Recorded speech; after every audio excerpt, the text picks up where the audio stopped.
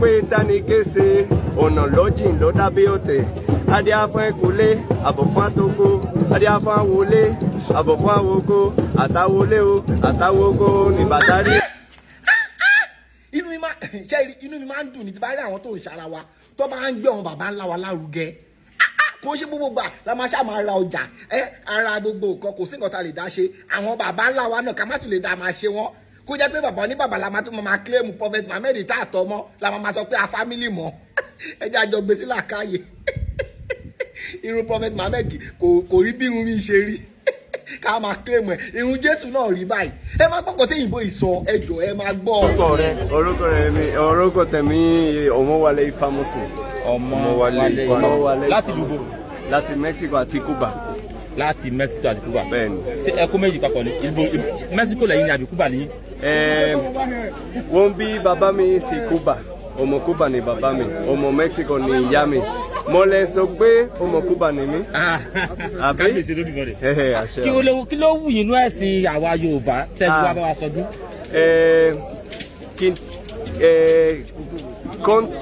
Kí wọ́n bí mi. Babaláwo ni bàbá mi nítorí ìdí èyí nígbà tí wọ́n bí mi nínú Ifá sọ pé mo ní láti di babaláwo láti kékeré nígbà tí Ifá ló sọ pé ẹ gbọ́dọ̀ di babaláwo. Bẹ́ẹ̀ni. Ifá wo ló bí yín? Bẹ́ẹ̀ni. Ifá ọ̀tọ̀ ọgbẹ ọ̀tọ̀ lọ́wọ́ tún ọgbẹ lọ́wọ́ sí ọ̀tọ̀ òrìrè ọ̀tọ̀ ẹkùndáyọ̀. Ojú àmàlàṣọ ọjọ́ oríire. Ọ̀tọ̀ orí kò kú. Ẹ sọ pé nígbà tí wọ́n bí wọ́n sọ̀rọ̀ kan kí ni Ifá sọ? Ifá sọ pé mo ní láti di babaláwo. Mo ti jẹ́ babaláwo ní ọdún 2000. In the year 2000. Ní ọdún 2000. Láti year 2000 lẹ́tí tí mo ṣe ìtẹ̀fá. Lẹ́tí tẹ̀fá? Bẹ́ẹ̀ni. A jẹ́ pé nílùú bìtẹ̀wà gan ní Mexico àbí? Bẹ́ẹ̀ Cuba. Ní Cuba babaláwo ní ibẹ̀. Bẹ́ẹ̀ni bàbá ọ̀pọ̀lọpọ̀ babaláwo wà ń bẹ.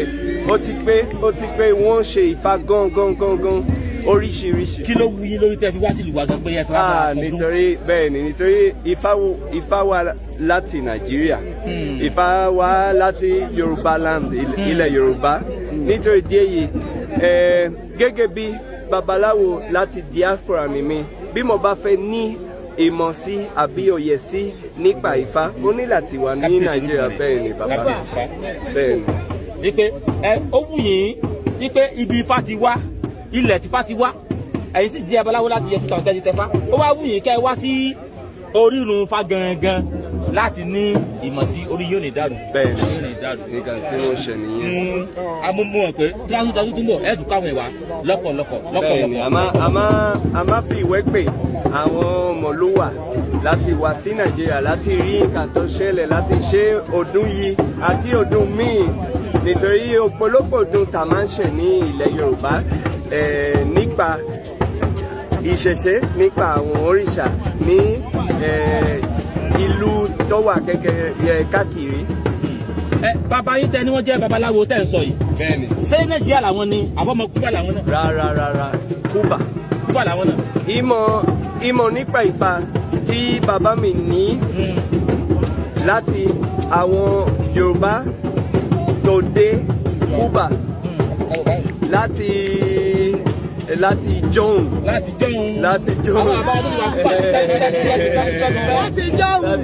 Orí yóò ní dáhùn.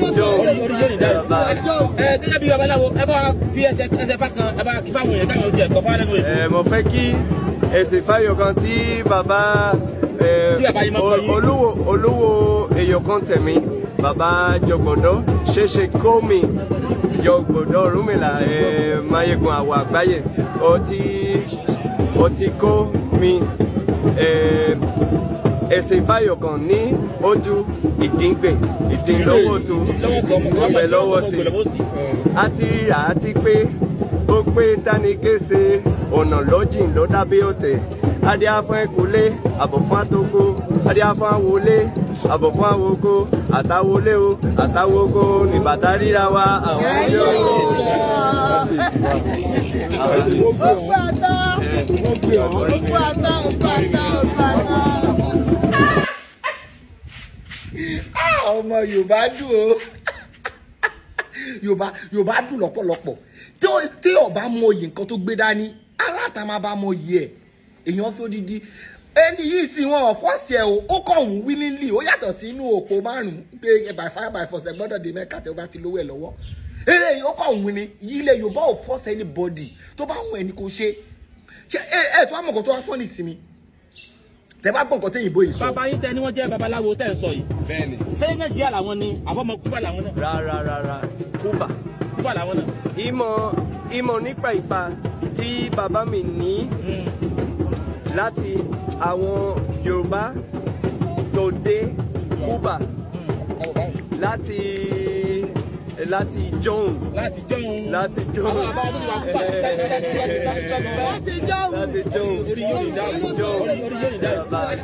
Ó ní àwọn ẹrú tó kó lọ sí Kúbà ni bàbá tó bí òun lọ́mọ ti rí wọn. Àwọn tí wọ́n kó lẹ́rú, àwọn tí ilẹ̀ Yorùbá ti disappoint wọn, àwọn tí ilẹ̀ Yorùbá ti disappoint wọn, ìgbà tó tún dé ilẹ̀ ibòmíì wọ́n sì ń practice nǹkan tí ó ti disappoint wọn lé. Torí tó bá disappoint wọn gbà ẹ̀wọ̀n ní kó wọn lẹ́rú sí yet náà sì nígbàgbọ́ wọ́n sì believe pé tó bá nídìí obìnrin ò jẹ́ kú mọ́lú nǹkan máa ń ṣẹlẹ̀ for a purpose ni. Ó ní nǹkan tí ẹlẹ́dàá gbé wọn lọ ṣe nílẹ̀ Kúbà. Àwa tó jẹ́ pé ogun wa kó lẹ́rú o, àwọn ọmọ àlè àwọn ló ń ta ló ń borí sun wọn, àwọn tí ogun òkú lẹ́rú tí ilẹ̀ Yorùbá ò disappoint, àwọn ló wá ń disappoint ilẹ̀ Yorùbá. Irú àwọn tó ń gbé náà ilẹ̀ Yorùbá ṣépè yìí, mi ò kàn lè kọ Elédùmarè ní nǹkan tó lè ṣe ni. Irú àwọn eléyìí ẹ̀kọ́ ti kó bàbá ńlá wọn lọ sẹ́rú tipẹ́tipẹ́.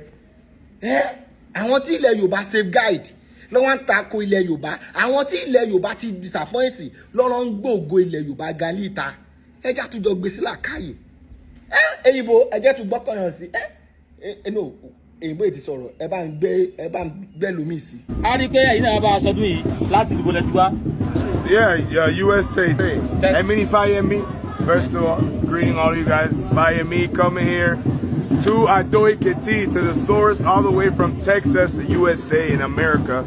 Orisun Temple as well, and Botanica. We are here at the festival. Fourth day of festival. In Young, here today. Oh, I say, Adúpẹ́. I think we do that wá. Ẹ̀yin babaláwo ní ibẹ̀. Babalao, yes. In my country, yes. In Texas. In Babalao àti Orisun in Texas. Olu, my father, me Ojubona of the temple. In Texas. Ojubona, yes. My father is Olu. I Fayemi is the Ojubona of the temple. Ẹ ṣé Adúpẹ́.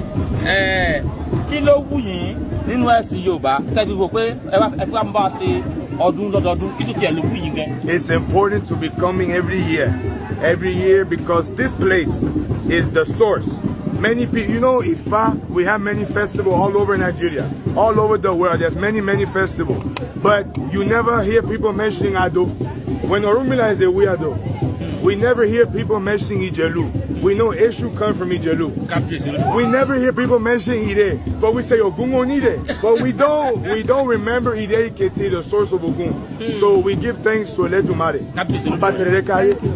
We give thanks to all Orisha, to all Irumole. We give thanks to everybody who's here today, been participating, people who have been following the festival, and we can see the growth, we can see the fruit of the labor.